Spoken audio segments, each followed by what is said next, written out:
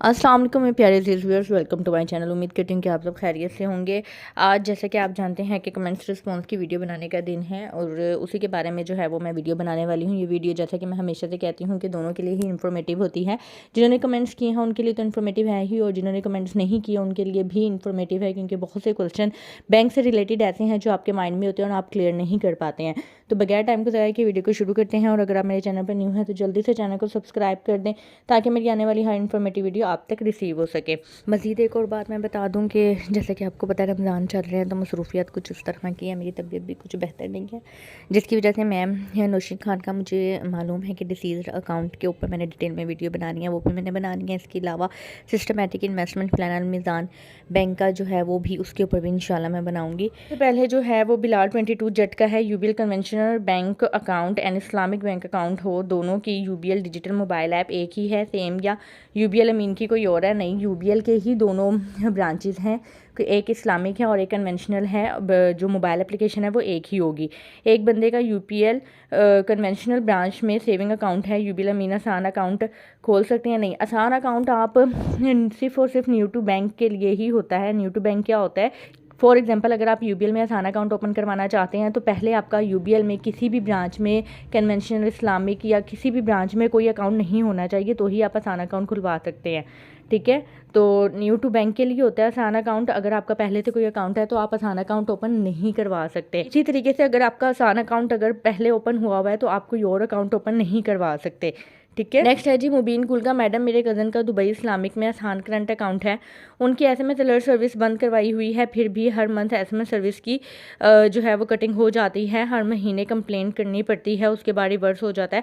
आप ना एक मज़ीद कंप्लेन कर दें और उनसे कह दें कि अगर इस दफ़ा जो है वो कटिंग हुई तो मैं हाई लेवल पे कंप्लेन करूँगा या कुछ भी। और फिर उनकी वेबसाइट के ऊपर जो कंप्लेंट है, यानी कि जो दुबई इस्लामिक बैंक की जो कंप्लेंट का ईमेल एड्रेस होगा ना, उसके ऊपर डायरेक्ट कंप्लेन कर दें, तो होपफुली आपका इशू रिजॉल्व हो जाएगा। नेक्स्ट है जी ताहिर का। कोई भी बंदा कोई टर्म डिपॉजिट फिक्स्ड अमाउंट कराता है तो उस अकाउंट के साथ न्यू अकाउंट ओपन करके लिंक होता है। जी ऐसा ही होता है, जब फिक्स्ड डिपॉजिट आप करवाते हैं ना तो कुछ बैंक होते हैं जो कहते हैं कि आप फिक्स्ड डिपॉजिट के साथ सेविंग अकाउंट ओपन नहीं करवा सकते, क्योंकि वो ऐसा होता है कि अगर सेविंग अकाउंट में प्रॉफिट आएगा फिक्स्ड डिपॉजिट का तो उस सेविंग अकाउंट के ऊपर रखी हुई अमाउंट के ऊपर भी उनको प्रॉफिट देना होता है। इसलिए 90% बैंक क्या करते हैं कि आपको कहते हैं कि अगर आपने फिक्स्ड डिपॉजिट करवाना है तो आपको सेपरेटली एक करंट अकाउंट ओपन करवाना होगा, जिसका फिक्स्ड डिपॉजिट का जो प्रॉफिट होगा वो मंथली बेसिस पे आपके करंट अकाउंट में आएगा। लेकिन नेशनल सेविंग्स में क्या होता है कि अगर आप कहीं पे भी यानी कि टर्म डिपॉजिट लेते हैं कोई भी, तो उसका प्रॉफिट लेने के लिए आप सेविंग अकाउंट ओपन करवा सकते हैं उनका, और सेविंग अकाउंट के अंदर जो प्रॉफिट दूसरे टर्म डिपॉजिट का आता है उस प्रॉफिट के ऊपर भी आपको आजकल जो रेट चल रहा है 20.50% के अकॉर्डिंगली जो है वो आपको प्रॉफिट मिलता रहेगा। तो ये एक दो बैंक में ही होता है, ज़्यादा बैंक्स में नहीं होता। ज़्यादातर बैंक्स जो हैं वो फिक्स्ड डिपॉजिट के साथ आपका करंट अकाउंट ओपन करवाते हैं। बेबी नंबर का है, अल्लाह ना करे जिसके साथ स्कैम हो जाता है तो उसको चाहिए कि एटीएम न्यू ऑर्डर करे, क्योंकि न्यू एटीएम के expire date last 4 digit change होते हैं। हाँ बिल्कुल ऐसा ही है, मैंने ओटीपी स्कैम के ऊपर वीडियो बनाई हुई है, उसके अंदर मैंने ये सारी जो है वो गाइडलाइंस प्रोवाइड की हुई है। अगर आप देखना चाहें तो आप चेक कर सकती हैं। जो भी ये मेन टॉपिक्स होते हैं उसके लिंक्स मैं डिस्क्रिप्शन में मेंशन कर देती हूँ, आप वहाँ से चेक कर लिया करें। नेक्स्ट है जी पप्पू राजा का। यूबीएल मुकम्मल करंट अकाउंट में क्या एटीएम से विड्रॉल टाइम रिसीट स्लिप भी फ्री होती है? 3.12 पैसे फ्री। अच्छा, इनका कहने का मतलब ये है कि जब आप एटीएम मशीन से कोई बैलेंस चेक करते हैं या कोई स्लिप लेते हैं तो उसके ऊपर 2-3 रुपये आपको कट होते हैं, तो यूबीएल मुकम्मल करंट अकाउंट में वो फ्री है या नहीं? देखें, ये स्पेसिफिकली मेंशन तो नहीं हुआ कि ये चीज़ फ्री है, आप निकलवा के देख लें, अगर कट होंगे तो पता लग जाएगा आपको।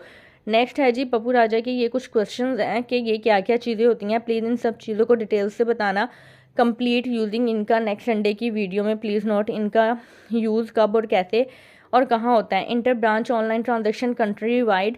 अच्छा, ये क्या होता है कि मैंने आपको पहले भी बताया था कि बहुत से बैंक ऐसे होते हैं, जैसे एचबीएल है, अगर आपकी पेरेंट ब्रांच यानी कि जहाँ पे आपने अकाउंट ओपन करवाया हुआ है वो लाहौर की ब्रांच है और आप इस्लामाबाद की किसी एचबीएल की ब्रांच में ओवर द काउंटर कोई ट्रांजेक्शन करते हैं, यानी कि पैसे जमा करवाते हैं निकलवाते हैं, तो आपको तकरीबन कोई 500 रुपये के करीब चार्जेस हिट होते हैं। तो ये inter branch online transaction country wide का मतलब यही है कि अगर ये चीज़ आपको फ्री मिल रही है, ये सर्विस आपको फ्री फ्री मिल रही है। इसका मतलब ये है कि आप पाकिस्तान के अंदर HBL की किसी भी ब्रांच में, यानी कि अगर आपका HBL में अकाउंट है या UBL में अकाउंट है, जिस भी बैंक में अकाउंट है, आप उस बैंक की किसी भी ब्रांच को इस्तेमाल करते हुए ट्रांजैक्शन कर सकते हैं, आपको कोई चार्जेस नहीं होंगे।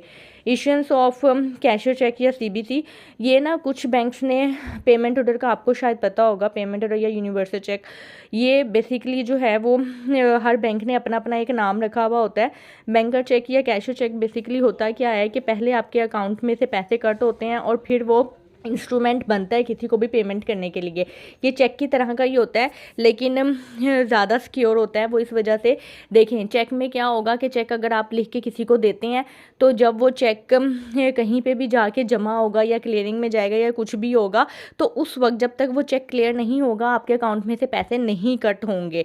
जबकि ये कैशियर चेक या बैंकर चेक में क्या होता है कि बैंक वाले अपनी गारंटी पे, यानी कि अपने बिहाफ पे, आपके कहने पे बैंकर चेक बनाते हैं। बैंकर चेक 100% सिक्योर होता है। उसमें क्या होता है कि पहले आपके अकाउंट से आपकी रिक्वेस्ट पर अमाउंट कट की जाती है। फॉर एग्जांपल आपने 1 लाख का बैंकर चेक बनवाना है या कैशियर चेक बनवाना है, तो पहले आपके अकाउंट से 1 लाख रुपए कट किए जाएंगे। उसके बाद फिर आपका जो है वो बैंक की तरफ से एक प्रिंटेड चेक बनाया जाएगा जो कि बैंकर चेक कहलाता है या कैशियर चेक कहलाता है, और वो डिसऑनर होने के चांसेस 99% नहीं होते हैं। वो बिल्कुल ओके चेक होता है, आप किसी को भी जो है वो पेमेंट कर सकते हैं।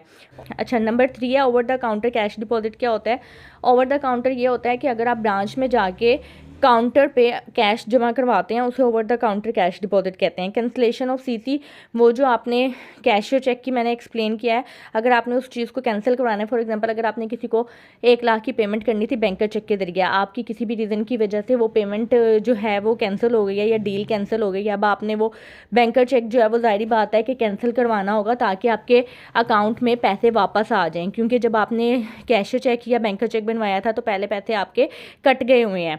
तो इसको कैंसिल करवाने की भी फिर अलग से फ़ीस होती है। UBL मुकम्मल करंट अकाउंट में इसकी कैंसिलेशन फ़ीस भी वेव है।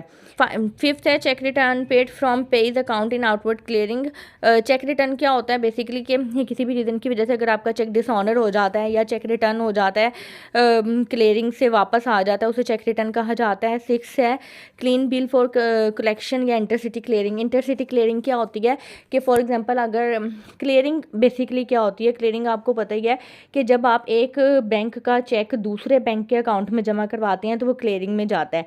इसी तरीके से फॉर एग्जांपल अगर आपके पास HBL का चेक है और उसकी जो ब्रांच है वो इस्लामाबाद में है, आपका अकाउंट लाहौर में HBL के अलावा किसी और बैंक में है, यानी कि मिसाल के तौर पे UBL में है लाहौर में, ठीक है। अब आप UBL के अपने अकाउंट में जमा करवा रहे हैं HBL का इस्लामाबाद का चेक, तो इसे इंटरसिटी क्लियरिंग कहा जाता है और इसमें 3-4 कारोबारी दिन लग जाते हैं क्लियर होने में।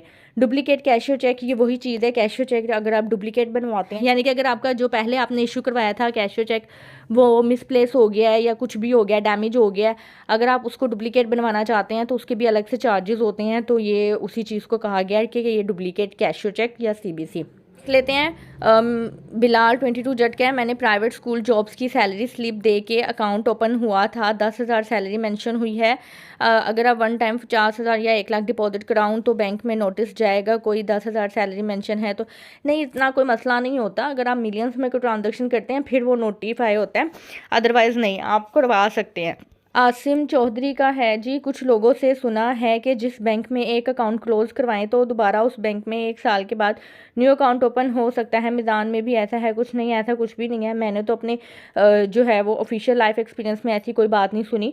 आप आज क्लोज करवा के कल दूसरा अकाउंट ओपन करवा सकते हैं, बल्कि सेम डे भी अकाउंट ओपन करवा सकते हैं। मैं खुद करती रही हूँ, तो ऐसा कुछ भी नहीं है। नेक्स्ट है क्या आसान अकाउंट क्लोज भी जल्दी हो जाता है और आसानी से क्लोज हो जाता है। कम टाइम में मेरे ब्रदर 25 फ़ेब को अकाउंट ओपन हुआ, आज वो क्लोज़ करना है तो क्लोज़ हो जाएगा परमानेंटली। जी बिल्कुल हो जाता है, आप बेशक अगले दिन जाके अकाउंट क्लोज़ करवा सकते हैं। जिस तरह से आसान अकाउंट खुलवाने के लिए सिर्फ शनाख्ती कार्ड चाहिए होता है, इसी तरह से आसान अकाउंट को क्लोज़ करने के लिए भी सिर्फ और सिर्फ शनाख्ती कार्ड की ज़रूरत होती है। बाकी आपको ज़ाहिर बात है कि उसके प्रोडक्ट्स अगर आपने लिए हैं, यानी कि चेकबुक या ATM कार्ड, तो वो आपको वापस हैंड ओवर करने पड़ते हैं ब्रांच में। तो अकाउंट क्लोजिंग के ऊपर मैंने डिटेल में वीडियो बनाई हुई है, आप वो चेक कर सकते हैं। जी मेरा ATM कार्ड गुम होगा, मैंने न्यू ऑर्डर किया है, बट न्यू कार्ड की valid to expiry date and last 4 digit change होंगे। मोबाइल बैंकिंग ऐप, अच्छा मोबाइल बैंकिंग ऐप वही रहेगी या न्यू ये आपको अपडेट करना होता है। एटीएम कार्ड 99% बैंक्स जो हैं उनकी मोबाइल एप्लीकेशन एटीएम कार्ड के साथ लिंक होती है। आपने उनका हर यानी कि बैंक की मोबाइल एप्लीकेशन का प्रोसीजर चेंज होता है, तो आपने जो है ना वो अपना नया वाला एटीएम कार्ड उसमें लिंक करना होता है, ताकि जो है वो आपकी न्यू एटीएम कार्ड की डिटेल उसमें आ जाए और जो मोबाइल एप्लीकेशन है वो आपकी दोबारा से एक्टिव हो जाए। अच्छा, ये इन्होंने पूछा है मीज़ान बैंक के आसान अकाउंट में 1 लाख पे प्रॉफिट कितना होगा। मैंने इस वीडियो के अंदर सारा कुछ बताया हुआ है, लास्ट में आप चेक कर लें, उसके ऊपर मैंने 1 लाख के ऊपर मंथली प्रॉफिट टैक्स की कटिंग के बाद सारा कुछ बताया हुआ है। उसके बाद फैज़ान हैदर का है ये ऑनलाइन भी ओपन हो जाता है, आप प्लीज़ ऑनलाइन देखिए। ऑनलाइन ओपन करने के लिए ना मुझे ओरिजिनल चीज़ें चाहिए होंगी, क्योंकि ज़ाहिर बात है कि अब डेमो आईडी कार्ड तो मैं एंटर नहीं कर सकती ना। तो अभी फ़िलहाल मेरे पास कोई केस ऐसा नहीं है कि मैं किसी का ओपन करूँ, अगर कभी आया तो मैं ज़रूर ओपन करूँगी। आसान अकाउंट बाकी अकाउंट की तरह सेव एंड सिक्योर है जी, बिल्कुल 100% सेव एंड सिक्योर है, कोई ऐसा मसला नहीं है। आसान अकाउंट में बस एक डिफरेंस होता है कि आसान अकाउंट लो सैलरीड पर्सन या जो लो इनकम पर्सनस होते हैं उनकी आसानी के लिए आसान अकाउंट इंट्रोड्यूस करवाया गया। बाकी इसके फीचर्स 100% जो हैं वो बाकी अकाउंट की तरह होते हैं। सिर्फ इसमें एक लिमिट होती है 10 लाख की, कि आप एक महीने में 10 लाख से ज़्यादा निकलवा या जमा नहीं करवा सकते। नोमी का है नंबर 1, क्या इस अकाउंट में मोबाइल बैंकिंग की फैसिलिटी है। अब आई डोंट नो कि आपने किस अकाउंट में बात की है जी। बिल्कुल, वैसे मोबाइल बैंकिंग की फैसिलिटी बैंक की होती है, बैंक में आप हर बैंक की मोबाइल बैंकिंग फैसिलिटी है, और आप कोई भी अकाउंट ओपन करवाएंगे मोबाइल बैंकिंग फैसिलिटी मिलेगी। मैक्सिमम लिमिट 1 मिलियन की, आसान अकाउंट की ही बात कर रहे हैं, मैक्सिमम लिमिट 1 मिलियन की है। तो फॉर एग्जांपल अगर हम 1 मिलियन रखवाते हैं और अगले मंथ उसका प्रॉफिट आ जाता है तो उसमें क्या होगा, इसी अकाउंट में रख सकते हैं। या कंपाउंडिंग इफेक्ट के लिए सिनेरियो में क्या होगा, क्योंकि जैसे ही 1 मिलियन का प्रॉफिट आएगा 1 मिलियन की हमारी लिमिट तो क्रॉस हो जाएगी। हाँ बिल्कुल, आप 1 मिलियन अगर रखवाते हैं तो उसके ऊपर जो प्रॉफिट आएगा, आप देखें जो प्रॉफिट आ रहा है वो सिस्टमेटिकली आ रहा है, आप खुद कोई लोकली कैश ट्रांजैक्शन या नॉन कैश ट्रांजैक्शंस नहीं कर रहे हैं, ये सिस्टमेटिकली बैंक की तरफ से आ रहा है, तो वो खुद ही इसको एडजस्ट कर लेंगे। अदरवाइज़ आपको बता देंगे कि आपकी अमाउंट जो है वो अब प्रॉफिट की वजह से 1 मिलियन से ऊपर हो रही है, तो आप कुछ अमाउंट निकलवा लें या प्रॉफिट की अमाउंट निकलवा लें। तो ये बैंक वाले आपको खुद गाइड कर देंगे, क्योंकि अगर 1 मिलियन की अमाउंट के ऊपर प्रॉफिट आ रहा है तो वो बैंक की तरफ से आ रहा है, बैंक खुद आपको इंटीमेट कर देंगे। नेक्स्ट है ताहिर का, ये account after source of income के ज़रिए अपग्रेड पॉसिबल है जी। बिल्कुल, आप वैसे अब काफ़ी बैंक्स में जो ये फैसिलिटी आ गई है कि आप आसान अकाउंट को प्रॉपर डॉक्यूमेंटेशन के साथ अपग्रेड करा सकते हैं। अपग्रेड होने के बाद मीज़ान बैंक में कोई और सेकंड अकाउंट भी ओपन हो सकता है जी, बिल्कुल हो सकता है। जब आप उसको अपग्रेड करवा लेंगे तो जाहिर बात है वो किसी न किसी प्रोडक्ट में अपग्रेड होगा, और उसके अलावा भी आप कोई भी अकाउंट ओपन करवा सकते हैं। नेक्स्ट है जी, मैम काइंडली ये बता दें कि मीज़ान पेपा कार्ड की इशेंस और एनुअल फी क्या है, और क्या पेपर कार्ड को दराज की पेमेंट के लिए यूज़ किया जा सकता है। मीज़ान बैंक के डेबिट कार्ड्स की एनुअल फ़ीस के बारे में मैंने डिटेल में 2 वीडियो बनाई हुई हैं, एक 5 मिनट की और एक कोई 10-12 मिनट की है, दोनों वीडियो बनाई हुई हैं, आप दोनों में चेक कर सकते हैं, दोनों में चार्जेस अवेलेबल हैं। दूसरा, दराज जो है वो लोकल वेबसाइट है, यानी कि पाकिस्तान की ही है, तो आप पेपाक के ज़रिए दराज पे पेमेंट कर सकते हैं। नेक्स्ट है जी, क्या बहबूद सेविंग सर्टिफिकेट का प्रॉफिट हम बैंक के करंट अकाउंट और किसी भी बैंक के पेंशनर सेविंग अकाउंट में ले सकते हैं। आप डायरेक्ट नहीं ले सकते, अगर आप चेक के ज़रिए बहबूद सेविंग सर्टिफिकेट का प्रॉफिट रिसीव करते हैं तो वो चेक आप अपने किसी भी बैंक के किसी भी अकाउंट में जमा करवा सकते हैं, वो क्लियरिंग में क्लियर हो जाएगा। अगर हम किसी भी कन्वेंशनल या इस्लामिक प्राइवेट बैंक के पेंशनर सेविंग अकाउंट में इन्वेस्ट करके प्रॉफिट लेते हैं और अगर बाद में उस अकाउंट का प्रॉफिट इंक्रीज़ होता है तो क्या हमारा भी इंक्रीज़ होगा, अगर प्रॉफिट डिक्रीज़ होगा तो क्या हमारा भी डिक्रीज़ होगा। प्रॉफिट अपर कैप होता है नेशनल सेविंग के पेंशनर बेनिफिट अकाउंट और बहबूद सेविंग सर्टिफिकेट की तरह। अच्छा, ये इनका क्वेश्चन जो है वो मैं बता देती हूँ। देखें, अगर आप नॉर्मली कमर्शियल बैंक्स में अकाउंट जब ओपन करवाते हैं ना पेंशन्स का, तो वो नॉर्मल अकाउंट की तरह होता है। अगर उनके रेट्स ऊपर नीचे होंगे तो आपके अकाउंट के भी पेंशन अकाउंट के भी रेट ऊपर नीचे होंगे। बाकी अगर नेशनल सेविंग्स की आप बात कर रही हैं तो नेशनल सेविंग में अगर आप पेंशनर बेनिफिट अकाउंट ओपन करवाती हैं या बहबूद सेविंग सर्टिफिकेट लेती हैं तो उसमें ये होता है कि जिस रेट के ऊपर आपने लिया हुआ होता है और उसके बाद अगर उसका प्रॉफिट अप हो गया है यानी कि बढ़ गया है तो आपका भी बढ़ जाएगा, और अगर कम हो गया है तो कम नहीं होगा बल्कि उतना ही रहेगा जितना आपका है। तो ये सिर्फ जो है वो नेशनल सेविंग में ही है। बाकी अगर आप नॉर्मल कमर्शियल बैंक की बात करती हैं तो वहाँ पे आपके रेट जैसे जैसे ऊपर नीचे होंगे आपके अपने अकाउंट के भी कम ज़्यादा हो जाएंगे। अच्छा जी, ये शौकत मलिक का है। ये पे ऑर्डर की कब नीड होती है, पे ऑर्डर क्या होता है, इनका क्या बेनिफिट है? अगर इसका अच्छा इसका मैंने जवाब शुरू में वैसे दे दिया है। कैशियर चेक और पेमेंट ऑर्डर तकरीबन एक ही चीज़ है। पेमेंट ऑर्डर क्या होती है कि जब आपने किसी को सिक्योर पेमेंट करनी होती है, यानी कि जैसा कि मैंने पहले भी बताया कि जो चेक होता है वो आप चेक के ज़रिए जब पेमेंट करते हैं तो बहुत से रीज़न होते हैं कि चेक डिसऑनर हो जाता है, सही लिखा हुआ नहीं होता, या फिर बैलेंस नहीं होता सम टाइम, या किसी भी रीज़न की वजह से चेक डिसऑनर हो जाता है। लेकिन पेमेंट ऑर्डर क्या होता है कि पेमेंट ऑर्डर के ज़रिए ये बैंक की गारंटीड के बिहाफ पे, यानी कि बैंक अपनी गारंटी पे एक प्रिंटेड चेक इशू करता है जिसके ऊपर मैनेजर, ऑपरेशन मैनेजर और ऑफिसर के भी साइन होते हैं, ठीक है। और उसमें क्या होता है कि जब आप पेमेंट ऑर्डर की रिक्वेस्ट करते हैं तो पहले आपके अकाउंट से पैसे कट किए जाते हैं। फॉर एग्जांपल अगर आपने 1 लाख का पेमेंट ऑर्डर बनवाना है तो पहले आपके अकाउंट से पैसे कट किए जाएंगे, फिर बैंक जो है वो अपनी गारंटी पे आपका 1 लाख का पेमेंट ऑर्डर बना के देगा, जो कि एक प्रिंटेड चेक की तरह होता है और वो सिक्योर होता है। आप किसी को भी पेमेंट करें तो उसके ज़रिए पेमेंट हो जाती है। नेक्स्ट है यूबीएल एटीएम कार्ड को first time language Urdu select की थी, अब हर बार ऑटोमेटिक उर्दू ही सिलेक्ट होता है। एक ही एटीएम मशीन कोई और कैसे एटीएम पर ऑप्शन आएगा लैंग्वेज का? आपने लैंग्वेज का क्या करना है, इतना डीपली ना जाए, अगर नहीं आ रहा तो ना सही आप दूसरी एटीएम मशीन चेक कर लें जी। ये कोई नाम है अजमिल नाम, पता नहीं क्या नाम लिखा हुआ है, एनी हाउ ये लिखा हुआ है it's a very good and informative video but I want to ask कि इसकी क्या गारंटी है कि अगर हम 15 साल वाला पैकेज सेलेक्ट करते हैं तो इंटरेस्ट रेट गिरेगा नहीं, क्योंकि अगर इंटरेस्ट रेट 20% से 0.8 या 10% पर आ गया फिर तो सब कुछ वेस्ट हो जाएगा। सबसे पहले तो मैं आपको ये बता दूं कि 15 साल के लिए इन्वेस्ट आपने क्यों करना है। ये एक ओपन अकाउंट है, यानी कि फ़िक्स डिपॉजिट नहीं है। आप जितने चाहें जमा करवाएं, जितने चाहें निकलवाएं, इसमें फ्लेक्सिबिलिटी है ट्रांजेक्शन्स की, और रेट जैसे जैसे ऊपर नीचे होंगे आपको उसी लिहाज से, फॉर एग्जांपल अगर आज 20% रेट चल रहा है तो आपको 20% के अकॉर्डिंगली इस महीने प्रॉफिट मिल जाएगा। अगर अगले महीने रेट कम हो गया 18% पे आ गया तो आपको 18% के जरिए प्रॉफिट मिल जाएगा। इसमें फ़िक्स वाला कोई हिसाब नहीं है। ये मैंने आपको ओपन अकाउंट की, यानी कि एक नॉर्मल एक अकाउंट जो आप यूज़ कर सकते हैं उसकी डिटेल है, फ़िक्स डिपॉजिट नहीं है ये। अच्छा जी, ये कोई भाईजान है 6695 के नाम से, काइंडली यूबीएल के थ्रू जो पॉलिसी रखते हैं हम ईएफयू या जुबली में, तो इस पर वीडियो बनाओ। अच्छा, इसके ऊपर मैं आपको बता दूं कि आप ये इंश्योरेंस पॉलिसी ना लें तो बेहतर है, क्योंकि ये बहुत से जो है ना वो सब्ज़ बाग दिखाते हैं लेकिन मिलता कुछ भी नहीं है। मिलता तभी है जब उस बंदे की डेथ हो जाती है, तो ज़ाहिर बात है कि मरने के बाद लेने का क्या फ़ायदा। तो इंश्योरेंस नाम ही मरने के बाद बेनिफिट का है। अगर यानी कि ऐसी आपने 10 साल की कोई पॉलिसी ली है तो 10 साल के बाद आपको कमो बेश को 1-2 लाख का शायद फ़ायदा हो जाए, अदरवाइज़ आपको आपकी प्रिंसिपल अमाउंट ही मिलती है। तो बेहतर यही है कि आप ना ही करवाएं तो ठीक है।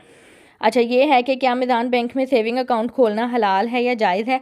देखिए, इसके ऊपर उलमा के फतवा तो अवेलेबल हैं कि मीज़ान बैंक में जितने भी सेविंग्स अकाउंट्स हैं, ये मीज़ान बैंक टोटली एक इस्लामिक है और इसके सेविंग अकाउंट के ऊपर मिलने वाला मुनाफा जो है वो हलाल होता है। लेकिन मेरा काम है इन्फॉर्मेशन देना, इन्वेस्टिगेट इस बारे में आप खुद करना चाहें तो आप खुद कर सकते हैं। होपफुली कि वीडियो आपको पसंद आई होगी। अगर आप के एक भी क्वेश्चन का आंसर क्लियर हुआ है या आपको कोई भी क्वेश्चन आपसे रिलेट करता था तो वीडियो को लाइक ज़रूर कर दीजिएगा, शेयर कर दीजिएगा उन लोगों के साथ जिन लोगों को इसकी ज़रूरत है। अपना ख्याल रखिएगा, दुआ में याद रखिएगा। मुझे इजाज़त दें, अल्लाह हाफ़िज़।